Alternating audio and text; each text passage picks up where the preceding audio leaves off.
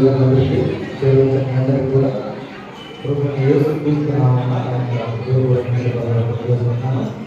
మరి చిన్న ప్రార్థన చేసుకొని కొన్ని విషయాలు ప్రార్థన చేసుకున్నాం. మహాపరిశుద్ధుడైన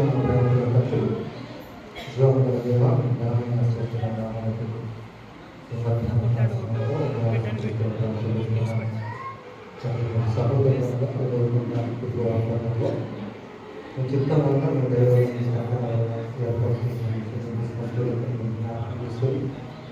ఈ విధంగా నిజంగా మీ నగరాలలో అది వచ్చిన అందరినీ కూడా జ్ఞాపకం చేసుకోండి. మీ అమూల్యమైన మాటల ద్వారా కూడా ఖచ్చితంగా అదే మా వేరు మాటలు మాటలుగా జ్ఞాపకంగా ఈ భూమి కూడా సాధన చేయండి. ప్రభావాలు కుమారుడు ఆరాధకుడు యేసుక్రీస్తు పుట్టుకను ఆయన జన్మదినాన్ని జ్ఞాపకం చేసుకొని మీ గ్రంథంలో ఆయన గురించి రాసిన కొన్ని సంగతులు మాట్లాడటానికి మీరు చదువుగా ఆత్మశక్తిని అనుగ్రహించండి, ఆత్మశక్తిని అనుగ్రహించండి, సముచితమైన జ్ఞానాన్ని ప్రసాదించండి. వచ్చిన అందరూ కూడా చక్కగా మీ మాటలను ఆరోగ్యాన్ని ఆ మాటలో భావాన్ని అర్థం చేసుకొని మీ ఆటలకు అనుకూలంగా మా బ్రతుకులను సరి చేసుకొని మీ దృష్టిలో ప్రసాదించడానికి క్రీస్తు ఈరోజు మనం అందరం కూడా క్రీస్తు పుట్టుకని క్రీస్తు సంబంధాన్ని జ్ఞాపకం చేసుకొని సంతోషిస్తాం. చాలా మంచిది. ఎందుకు సంతోషిస్తున్నామని అంటే దేవుడు యేసుక్రీస్తు ద్వారా చేసిన సంకల్పమైన ప్రణాళిక చాలా గొప్పది. అది ఈరోజు చాలా మందికి అర్థం కావట్లేదు. అసలు యేసుక్రీస్తు వారి గురించి ఎందుకు వచ్చారు, ఎందుకు బ్రతికారు, ఎందుకు శ్రమలను చనిపోయి తిరిగి వెళ్ళిపోయాడు, అలా బ్రతకడం వల్ల మనకేం వచ్చింది ఆలోచిస్తే ప్రతి మనిషికి మేలు జరిగింది. ప్రతి మనిషికి మేలే జరిగింది ఈ భూమి మీద. ఎందుకు ఈ విషయం చెబుతున్నదంటే భూమి మీద పుట్టిన ప్రతి మనిషికి కూడా ఏ విధంగా బ్రతకాలో ఏ విధంగా జీవించాలో తెలియలేదు.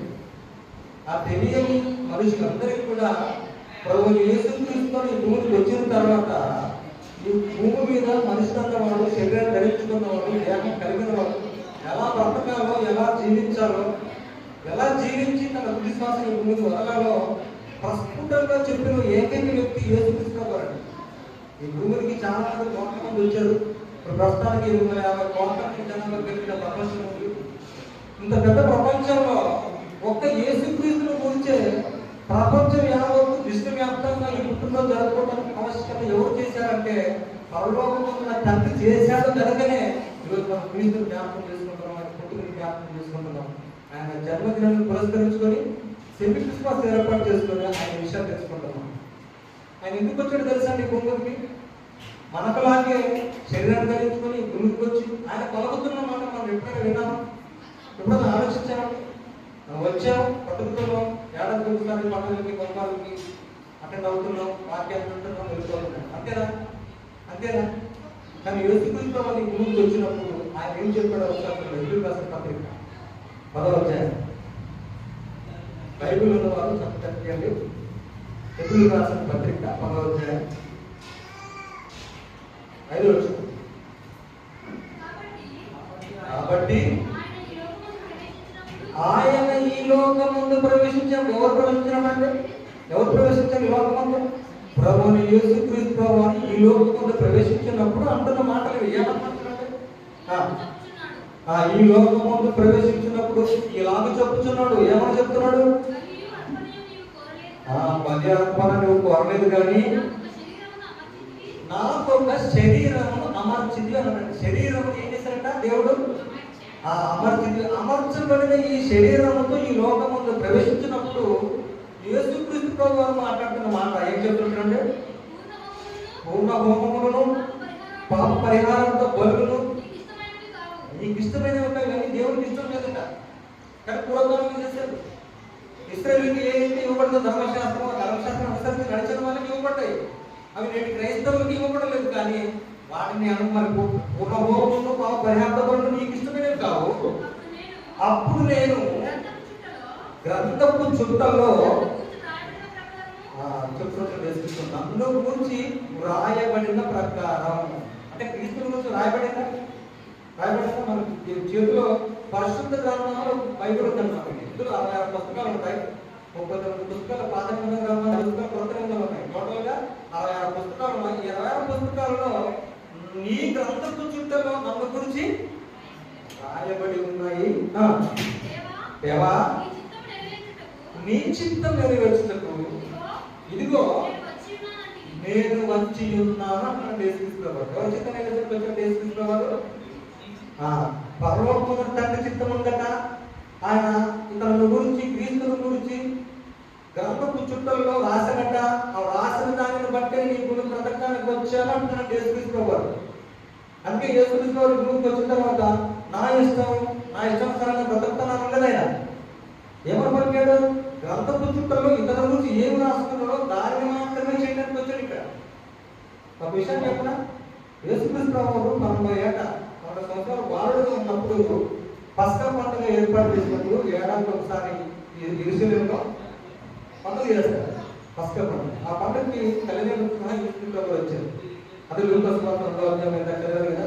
యేసుక్రీస్తు పుట్టిన తర్వాత ఆయన 12 ఏళ్ళ బాలుడుగా ఉన్నప్పుడు అక్కడ యెరూషలేము దేవాలయంలో కూర్చొని ధర్మశాస్త్ర ఉపదేశకుల మధ్య, యాజకుల మధ్య అందరి మధ్య కూర్చొని వారితో ప్రశ్నలు అడుగుతూ, వారితో సమాధానాలు చెబుతూ ఆయన మాట్లాడుతుంటే అక్కడ ఉన్న ప్రజానికానికి విస్మయం ఉంటుందట.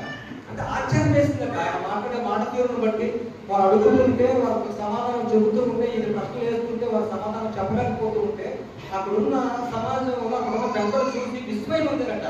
ఆ విషయం చూడండి, చూపుతుందా 2వ అధ్యాయం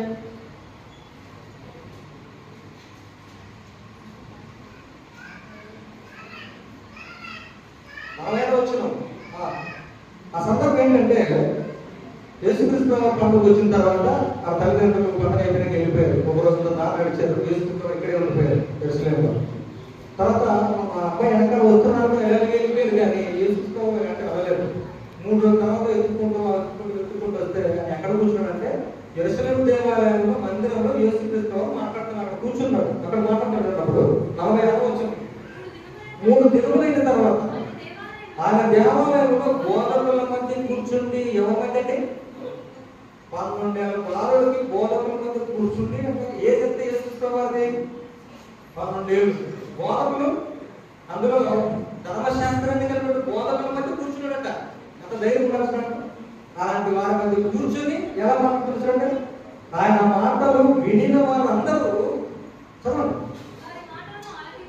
వారి మాటలను ఆలకించు, వారిని ప్రశ్నలు అడగచ్చు ఉండగా కూర్చుని ఆయన మాటలు వినిన వారందరూ ఆయన ప్రజ్ఞ, ఆ 12 ఏళ్ళ వారుడి వయసులో ఆయన ప్రజ్ఞ, ఆయన జ్ఞానం, ఆయన చెప్పే మేధావితనం, ఆయన చెప్తున్న మాటల్లో కనిపిస్తున్న మేధావితనం వాళ్ళు చూసి ఏమంటారు చూడండి? ఆయన ప్రజ్ఞకును ప్రత్యుత్తరములకు విస్మయం ఉంటుంది. 12 ఏళ్ళ బాలుడిని యేసుక్రీస్తు. ఇంకా మనం ఇప్పటికీ పశువు తొట్టులో పడుతున్న బాలుడే చూస్తున్నాం. కానీ 30 ఏళ్ళు ప్రారంభించిన సువార్త మరణము, సమాధి, పునరుత్థానం గురించి ఆలోచించడం లేదు. ఆయన మరణము, సమాధి, పునరుత్థానం ఎందుకు జరిగింది? ఎందుకు దేవుడు ఆయన పంపించాల్సి వచ్చింది? లేఖనాలలో ప్రవక్తల ద్వారా ఆయన గురించి రాయాల్సి వచ్చింది. మనుషులందరూ ఎలా బ్రతకాలో తెలియదు. ఎలా బ్రతకాలో మన కుమారుని ద్వారా ఈ లోకం తెలుసుకోవాలని యేసుక్రీస్తు పంపించారు. అందుకే యోహాను సువార్త 3:16 అంటాడు ఆయన, దేవుడు లోకము ఎంతో ప్రేమించాను. ప్రేమించి ఏం చేశాడట? చదవండి. యోహాను సువార్త 3:16. దేవుడు లోకమును ఎంతో ప్రేమించాను కాగా ఆయన అతిథి కుమారునిగా పుట్టిన వాని యందు ఎవరి అతిథియుడు? ఎవరు అతిథియుడు? ద్వితీయుడు కానివాడు యేసుక్రీస్తు జ్యేష్ఠుడు, ప్రథముడు. ఆయన గురించి చెబుతూ ఆయన తన అతిథి కుమారునిగా పుట్టిన వాని విశ్వాసం నుంచి ప్రతి వాడును నశింపక నిత్య జీవం పొందినట్లు ఆయనను అనుగ్రహించను. ఎవరు అనుగ్రహించడమా? ఒక క్రైస్తవుడు మాత్రమే నశించకూడదని ఆలోచించాడా? అందరూ అన్నాడా? ఏమన్నాడు? ప్రతి వాడు అన్నాడు. ఇక్కడ మాట ప్రతి వాడు అంటే క్రైస్తవులా? ఎవరైతే దేహాన్ని కలిగి ఉన్నారో, ఎవరైతే శరీరాన్ని, ఆత్మను కలిగి, బ్రతుకు కలిగి, జీవనం కలిగి, ఉనికి కలిగి జీవిస్తున్నారో అందరినీ ఉద్దేశించిన మాట ఇది. అందుకే అంటున్నాడు, ప్రతి వాడును నశింపక నిత్య జీవం పొందినట్లు. మన నిత్య జీవం పొందడానికి ఆయన అనుగ్రహించాడు యేసుక్రీస్తుని. మరి మనం యేసుక్రీస్తుని ఎందుకు నమ్ముతున్నాం? దేనికి విశ్వసిస్తున్నాం యేసుక్రీస్తు వారిని? ఈ లోకంలో బాగా బ్రతకాలి, బాగా సుఖపడాలి, ఆత్మ సంపాదించుకోవాలి.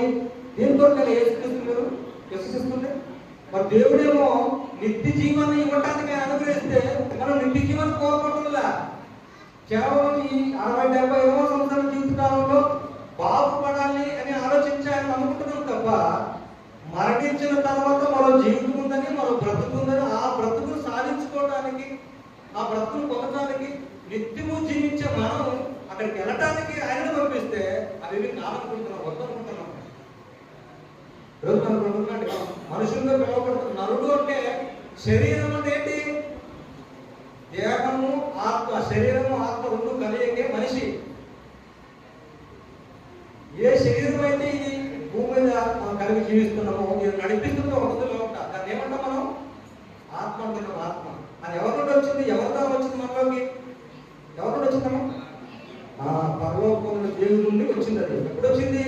మొదటి మానవుడైన ఆదాములో వచ్చింది. మొదట నరుడి నాసిక రంధ్రాలలో జీవవాయువు నరుడు అలాగే అందరూ అలాగే చేశాడా? లేదు. ఆదాము ప్రకటనలో స్త్రీని తీశాడు, వారి కలిపాడు, వారి ద్వారా కయ్యను హేబులు సంతానం పుట్టింది. ఆ మొక్కల నుండి ప్రతి జాతి మనిషిని భూమికి రావాలని దేవుడు సంకల్పించి ప్రతి మనిషిని భూమికి రప్పిస్తున్నాడు. దేనికోసం రప్పిస్తున్నాడంటే ప్రతి వాడు కూడా నిత్య జీవం పొందాలి. ఎవరి ద్వారా? యేసుక్రీస్తు. అందుకే పంపించాడు యేసుక్రీస్తు. అసలు లోకంలోకి వచ్చింది ఎవరి ద్వారా వచ్చాం మనం? ఎవరి ద్వారా వచ్చామమ్మా? మీరు వచ్చారా? లేక మీ అమ్మ నాన్న, లేక మా అమ్మ నాన్న అనుకుంటే మనం భూమికి వచ్చామనుకుంటున్నారా? లేదు. ఆయన సంకల్పం, ఆయన కోరుకుంటూనే వచ్చాం. ఎఫెసీయులకు రాసిన పత్రిక 1వ అధ్యాయం 4వ వచనం ఏమంటున్నాడు? ఎవరి ద్వారా వచ్చామో తిరిగి ఎవరి ద్వారా మన దగ్గరికి వెళ్ళాలో ఖచ్చితంగా చెప్పాడు దేవుడు. ఎఫెసీయులకు రాసిన పత్రిక 1వ అధ్యాయం 4వ వచనం ఎట్లనగా తమ ప్రియుని యందు ఎవరు మన ప్రియుడు? దేవునికి అత్యంత ప్రియుడు ఎవరు? ఈయన నా ప్రియ కుమారుడు, ఈయన ఎదురు ఆనందిస్తున్నాను ఎవరి గురించి సెలవిచ్చాడు దేవుడు? ఎవరి గురించమ్మా? బాప్తిస్మం ఇచ్చి యోహాను గారు ద్వారా యేసు బాప్తిస్మం పొందగానే ఆకాశంలో శబ్దం వచ్చింది. ఏమొచ్చింది?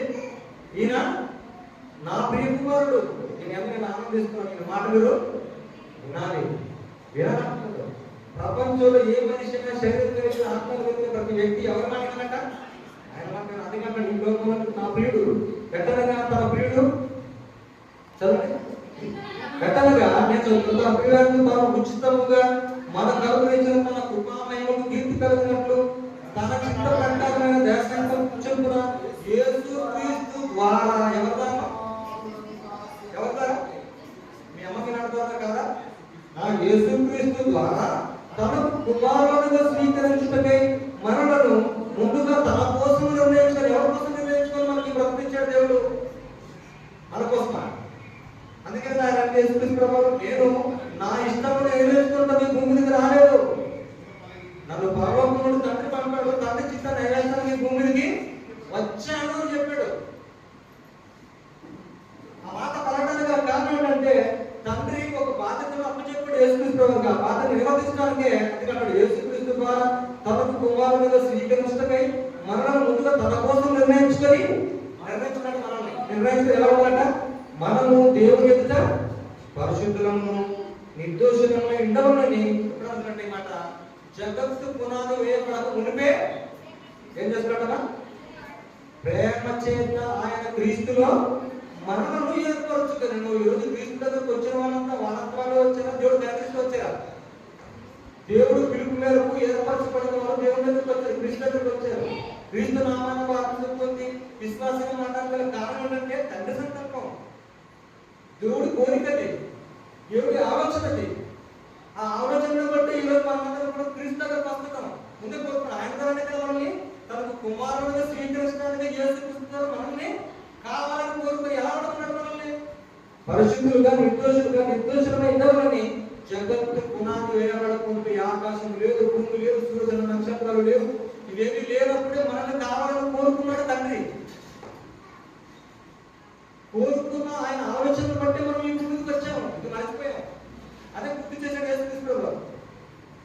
అందుకే అంటున్నాడు ఆయన వేయబడక మునిపే ప్రేమ చేత, అంటే ప్రేమ చేత ప్రేమించాడా? దేవుడు ఈ లోకం ఎంతో ప్రేమించాడంటే ఏంటి ప్రేమించాడు? ప్రేమించి ఆయన ఈ లోకానికి నిత్య జీవం ఇవ్వడానికి మనకు ప్రేమించాడు. యేసుక్రీస్తు మనకందరికి తండ్రి చేత అనుగ్రహింపబడిన దేవుడు ఆయన. ఆయన వచ్చిన తర్వాత ప్రేమ చేత ఆయన క్రీస్తులో మనల్ని ఏర్పరుచున్నాం. మనందరూ కూడా క్రీస్తు వచ్చినామని ఎప్పుడు కాదా? చెప్పాలి మనం వింటున్నారా? క్రీస్తు ద్వారా వచ్చిన వాళ్ళ కాదా? మనం క్రీస్తు ద్వారా వచ్చాం. మరి చనిపోతే ఎక్కడికి వెళ్ళాలి? ఎవరి ద్వారా ఎక్కడికి పోవాలి? నువ్వు చెప్పాలి.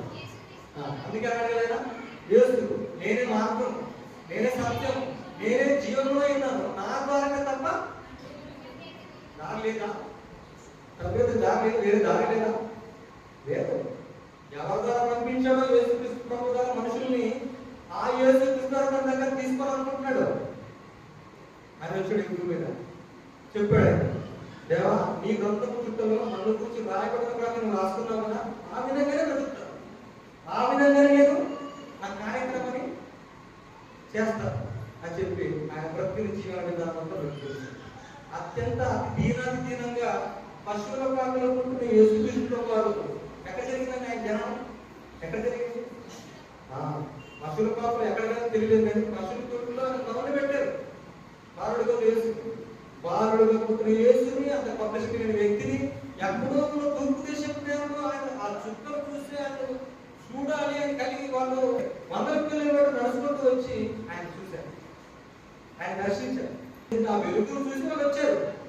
కానీ ఆ నక్షత్రాలే ఈరోజు మనం ఇంటి కట్టుకుంటాం, ఇంటి పైన కట్టుకుంటాం. అంతగా నువ్వు పర్లేదు కానీ కానీ వెలగాల్సిందే నక్షత్రాలు కాదు. ఈ లోకంలో యేసుక్రీస్తు వారు వెలుగు అని చెప్తున్నాడు. నేను ఈ లోకానికి వెలుగుగా వచ్చానని చెప్పాడు. చెప్తున్నాడు కదా, యోహాను బాప్తిస్మం యోహానులో ఆయన సాక్షి ఇచ్చారు. ఏం చెప్పాడు? కలిగి ఉన్నదేమిగా ఆయన లేకుండా కలగలేదు, ఎవరు లేకుండా కలగలేదు. యేసుక్రీస్తు ప్రభువునే లోకాన్ని కలిగించింది. కలిగించిన యేసుక్రీస్తు ప్రభువు ఎప్పుడైతే శరీరాన్ని ధ్యానం కలిగి భూమికి వచ్చాడో ఆయనకి స్థలం లేదట. ఆయనకి వారుడుగా ఉన్నప్పుడు పడుకోబెట్టడానికి స్థలం లేదట. ఈ సృష్టి అంతా ఆయనదే కదా. సృష్టి అంతా ఆయనదే అయినప్పుడు ఆయన పుట్టిన ఎలా గంభీరంగా జరగాలి? అత్యంత దీనంగా జరగడం ఏమిటి? ఇప్పుడు ఆలోచించారా? అత్యంత దీనంగా ఆయన జనం జరిగింది కనుకే ఈరోజు ఎల్లలు దాటి విశ్వవ్యాప్తంగా ప్రపంచవ్యాప్తంగా ఆ నామం తెలియని దేశం అంటూ లేదు తెలుసా? దేశం ఎవరనుకున్నారు? సామాన్యుడు అనుకుంటున్నారా? కాబట్టి ఆయన జగద్రక్షకుడు, లోకాన్ని రక్షించడానికి నిత్య జీవన ప్రసాదం.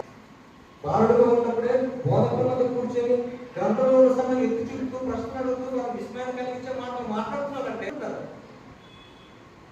అలాంటి గొప్ప జ్ఞానం లేని యేసుక్రీస్తు భూమికి వస్తే లోకం ఆయన ఏం చేసిందంటే వేసి చెప్పేయడానికి ఏమైనా తప్పు చేశాడా? లేదండి. ఆయన ప్రపంచంలో పురుషుడు లేఖనానుసారంగా బ్రతకలేదు భూమి మీద. ఆయన కృష్ణానుసారంగా బ్రతకడానికి ఆయన రైట్స్ లేవు. తండ్రి చిత్తాన్ని రాయించాడు. ఆ చిత్రం గురించి రాయకపోతే తండ్రి అనుకున్న సంకల్పం ఫెయిల్ అయిపోతుంది, ఆయన ప్రణాళిక పాడైపోతుంది. అలా చేయలేదు యేసుక్రీస్తు. ఈ భూమికి వచ్చిన తర్వాత తండ్రి ఏదైతే నెరవేర్చాలని తన కుమారుడు అనుకున్నాడో దాన్నే జరిగించాడు. అది చెప్పాడు, అక్కడ చెప్పాడు. నీ చెప్పాడు ఏం చేశాడు ఆయన అందరికి తెలుసు కదా.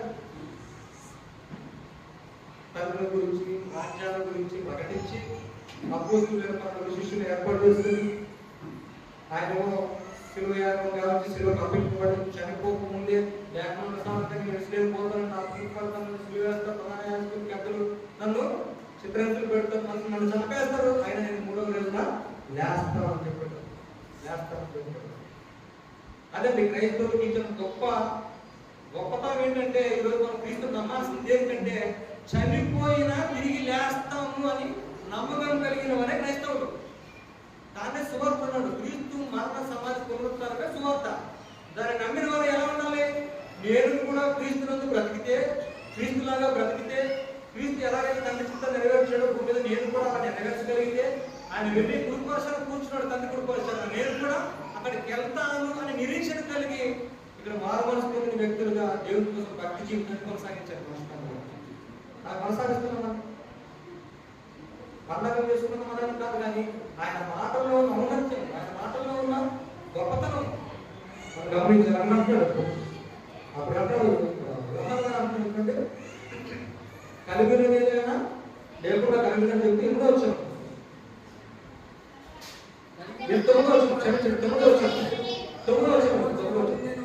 నిజమైన వెలుగు ఉండెను, అది లోకంలోనికి వచ్చుచు ప్రతి మనిషిని వెలిగించుచు ఉన్నది.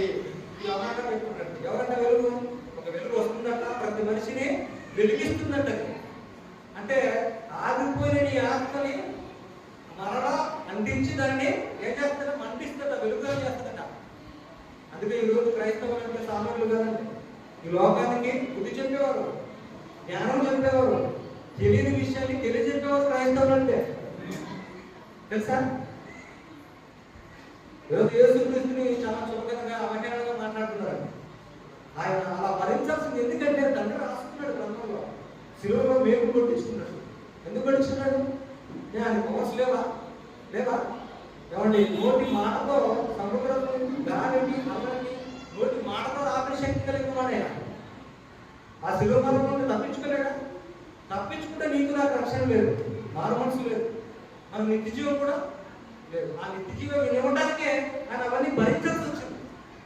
అన్ని భరించి ఏమంటాడు తెలుసా? 17 అధ్యాయం ముగిస్తారు ఇక 17 అధ్యాయం అన్ని చేసేసాడు. సిలువ వేయించుకున్నాడు, కొరడంతో కొట్టించుకున్నాడు, ముళ్ళ గ్రంథం పెట్టించుకున్నాడు, కక్కలు బలంటే పల్లె పొడిపించుకున్నాడు, చెవి చిరక తాగించుకున్నాడు.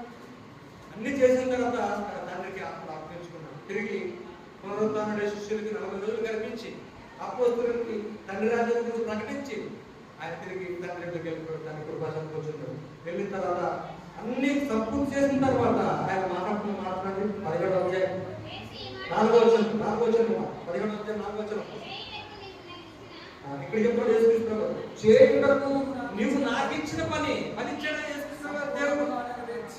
ఇచ్చాడమ్మ పని. ఈ భూమి మీద నా కొరకు పని ఇచ్చాడు. అనే పని ఈ భూమి మీద జీవించడమైన పని అంటున్నాడు ఆయన. చేయుటకు నీవు నాకు ఇచ్చిన పని నేను సంపూర్ణంగా నెరవేర్చి భూమి మీద నిన్ను ఏం చేశాడు?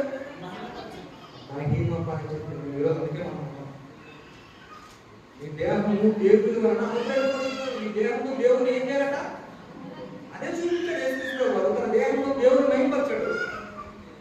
నీవు చేయటకు నాకు ఇచ్చిన పని నేను సంపూర్ణంగా నెరవేర్చి భూమి మీద నిన్ను మహిమపరచితిని తండ్రి. లోకము పుట్టక మునుపు నేను ఎలాంటి వాడు తెలుసా? తండ్రితో సహవాసం చేసినవాడు, తండ్రితో సమానాంగం కలిగిన వాడు యేసుక్రీస్తు. అలాంటి వ్యక్తి ఇంటిని చేసుకొని శరీరం ధరించుకొని భూమికి వచ్చిన తర్వాత దేవుడితో సంబంధం బ్రతికాడు. తానే చెప్తున్నాడు, ఏం చెప్తున్నాడు? తండ్రి లోకం పుట్టక మునుపు నీ యొక్క నాకు ఏ మహిమ ఉంటుందో ఆ మహిమను తగ్గించుకొని ముందు బ్రతికాను, నేను మహిమపరచాను. తిరిగి నా మహిమ నీ దగ్గర ఉంది కదా, తిరిగి నాకు ఇచ్చేయి అన్నాడు. నా మహిమ నాకు ఇచ్చేయి. పనిచేసి దొరుకుతుంది నీకు మహిమ? మీకు మహిమ దొరుకుతుందో దొరుకుతుందా? ఇక్కడ దేవుడు నీ మహిమపరిస్తే నీ మహిమ కూడా దాచిపెట్టబడుతున్నాడు అంటున్నాడు. ఏమంటాడు? తండ్రి లోకం పుట్టక మునుపు నీ యొక్క నాకు ఏ మహిమ ఉన్నదో ఆ మహిమ ఇప్పుడు మహిమపరచు అంటున్నాడు. తప్పు చెప్పిన సంపూర్ణంగా నెరవేర్చిన తర్వాత పరలోకానికి మహిమని ఇవ్వాలి వద్దా? ఇచ్చాడు కనుక తండ్రి కూర్చొని మన తరపున ఇంకా మాట్లాడుతున్నాడు.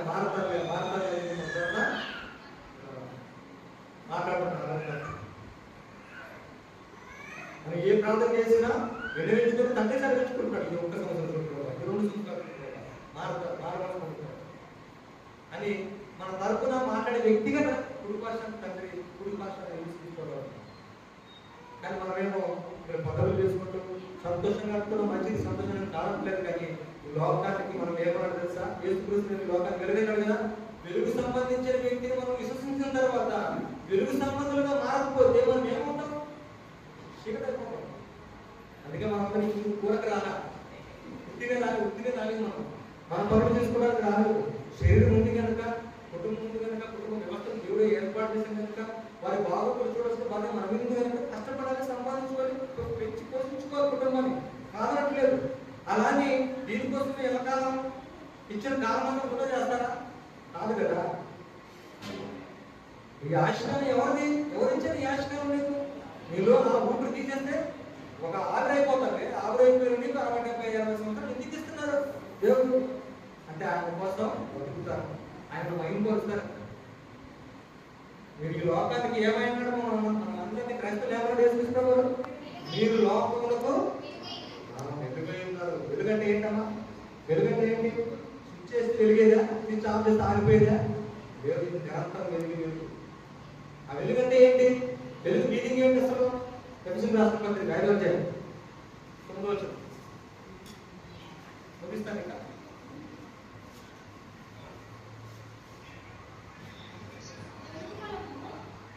వెలుగు అంటే ఏంటో చెప్తున్నాడు. వెలుగు స్థలము, వెలుగు స్థలము, వెలుగు స్థలం అంటున్నాడు. వెలుగు అంటే మీరు ఏదో లైట్ చూసో మంచి వెలుగు చూసో అనుకోకండి.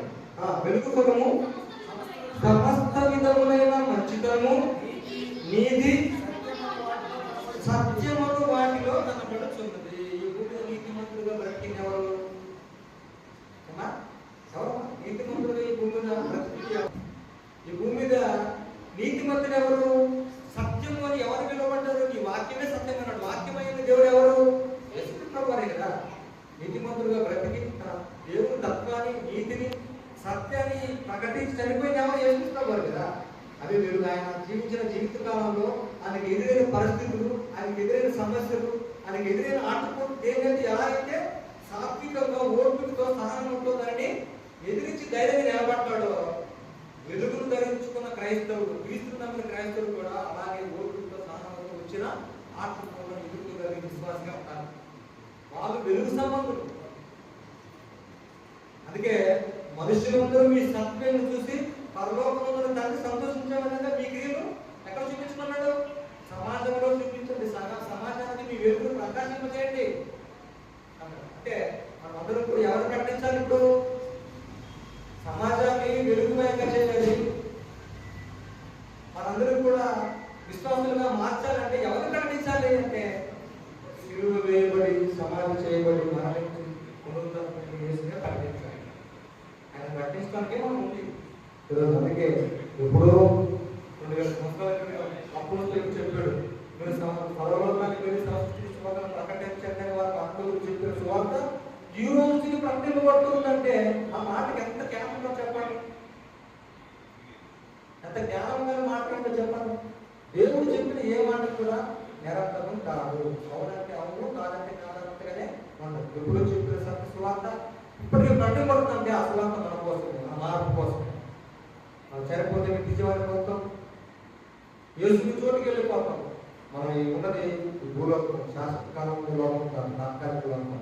ఇక్కడ 60-70 సంవత్సరాలు ప్రభుత్వం తర్వాత సాధించేస్తాం. కానీ మనల్ని నడిపిస్తున్న లోపల ఉన్న ఆత్మను చూశారు, అది దాని మరణం ఉంటుంది. అది శాశ్వత కాలం జీవిస్తుంది. శాశ్వత కాలంలో లోకాన్ని వెలగడానికి దేవుడు తన నోటి గుర్తు చేత ఆదములను ఆత్మ ప్రవేశపెట్టాడు. మరణం కూడా అదే ఆత్మే. అతను వచ్చిన ఆత్మే, అతను వచ్చిన ఆత్మే మనం అంతా ఆదమనం వచ్చే మాట. అలాంటి ఆత్మ ఎక్కడికి వెళ్ళిపోతుంది? ఎక్కడికి వెళ్ళిపోవాలి? చెప్పాడు కదా, మట్టికి మన్నుగా మారుతున్నారు, మనారా తిరిగి రండి సెలవిస్తున్నాడు. మట్టికి మారిపోయిన మనిషి తర్వాత ఆత్మ ఎక్కడికి వెళ్ళిపోవాలి? తండ్రి దగ్గరికే వెళ్ళాలి. మరి వెళ్ళలేదు అంటే అది మన ప్రాబ్లం. మనం ముందు తెచ్చుకున్నది అవుతుంది. ఈ భూమి మీద మన వరకు బ్రతికితే ఇక్కడ జీవనం సుఖరించుకుంటాం క్రీస్తులాగా. లేదు మన కొరకు మనం బ్రతికి మన కోసం మనం మన జీవితాన్ని కొనసాగించి చనిపోతే ఈ క్రిస్మస్ సందేశంలో క్రీస్తును మనం జన్మలేని జ్ఞాపకం చేసుకునే పర్యాటకులు అందరం కూడా ఆయన అభివృద్ధిలో కూడా నడవాల్సిన వారు. ఆయన మనసును మనం తెలుసుకొని ఆయన మనసు తగ్గట్టుగా మన జీవితాన్ని కూడా సరిచేసుకున్నట్టుగా ఉన్నాం కనుక వాటి ధన్యతను మనకందరికీ కూడా దేవుడు దయచేయాలని మన గుర్తు చెప్పి మన అమూల్యమైన అర్థం దేవుడిగా మనం కొనియాలి.